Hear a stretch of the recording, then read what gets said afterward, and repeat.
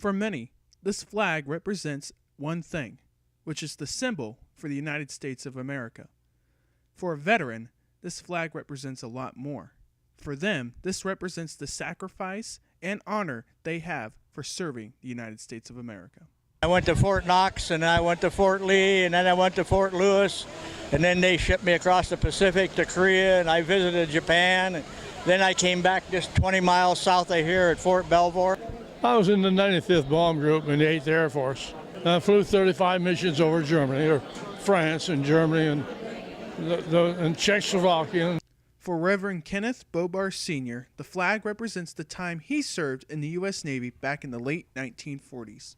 Was transferred to a ship, the LST-678. In 1947, we went to the island of Bikini Atoll to be in the atomic bomb test.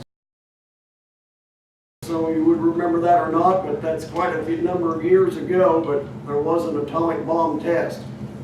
This past August, Bopar and his fellow comrades had a new mission, this time flying to Washington, D.C. for the day to be honored for their sacrifice to this country in a program named Honor Flight.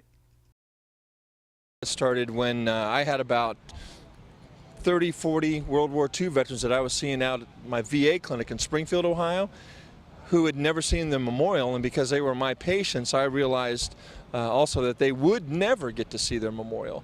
So I started recruiting other pilots, and we started bringing the veterans out here, about 12 at a time and then 24 at a time, and it just gradually grew all across the country.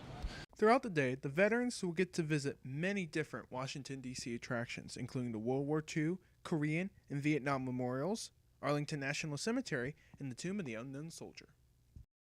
This is I believe that's a World War II memorial. yes, this is inside of it.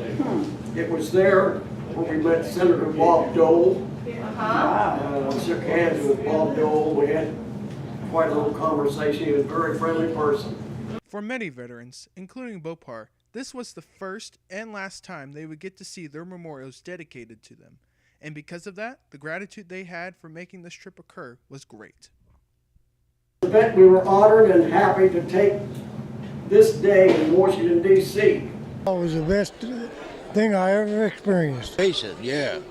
Yeah, he took care of me and he did a very nice job, and everybody was so nice and so kind, so I really enjoyed myself today. The trip you just saw was all provided by donations.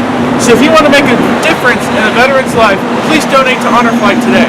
Every cent counts. Reporting for WGLH-TV, this has been Jonathan Mays.